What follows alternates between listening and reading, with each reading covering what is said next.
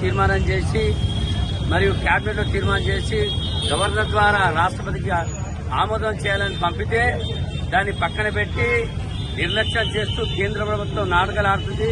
ఎందుకంటే ప్రస్తుతం ఉన్న ప్రధానమంత్రి కూడా బీసీ కనుక మరి బీసీల యొక్క బాధ్యత ఏంటి, బీసీల యొక్క ఆవేదన అర్థం చేసుకోవాల్సిన అవసరం మరి మోడీ గారికి ఉంది కనుక తప్పనే మరి పార్లమెంట్ లో దీన్ని చర్చించి బీసీలకు వెంటనే 42% రిజర్వేషన్ కల్పించాలని కోరుతున్నాం. లేకపోతే దిశల వారీగా పెద్ద ఎత్తున యువజన కాంగ్రెస్ తమ్ముడి ఆధ్వర్యంలో ఆందోళన చేస్తామని హెచ్చరిస్తున్నాం.